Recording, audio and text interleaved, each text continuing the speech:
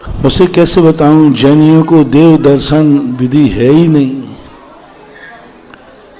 जैनियों के लिए तो देव पूजा लिखी है। तो घर से नहा धोकर के शुद्ध वस्त्र पहन करके, महिला है तो उसे अष्टद्रव्य से पूजन करना चाहिए, पुरुष है तो अभिषेक करके फिर पूजन करना चाहिए।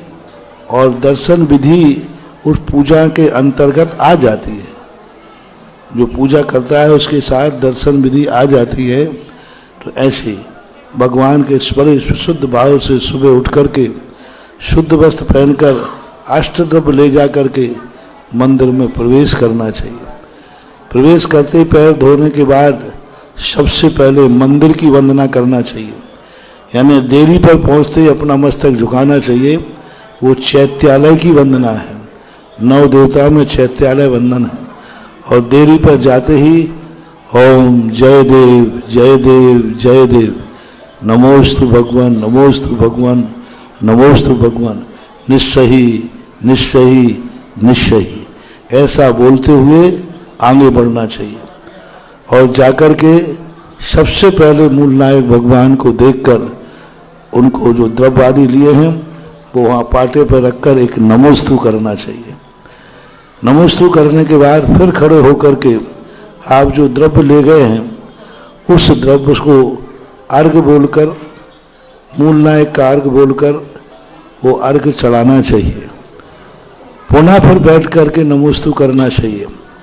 पुनः खड़े होकर के जो वेदियों पर और भगवान बैठे हुए हैं उन भगवानों का स्तुति करके, यानी 24 भगवानों की स्तुति करके नाम लेकर पुनः 24 का समूचा अर्घ्य चढ़ा देना चाहिए।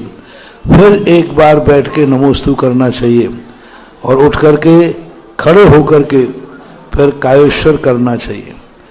फिर जाकर के परिक्रमा 3 प्रदक्षिणा देना चाहिए। 3 प्रदक्षिणा देने के बाद जो मंदिर में अन्न वेदियां हैं फिर उनकी वंदना करके फिर जाकर के स्वाध्यायशाला में स्वाध्याय करना चाहिए। स्वाध्याय के बाद कम से कम एक जाप देना चाहिए। जाप देने के बाद पुनः मूल नायक के पास जाकर एक नमोस्तु करिए और सीधी पीठ न दिखाकर थोड़ा साइड से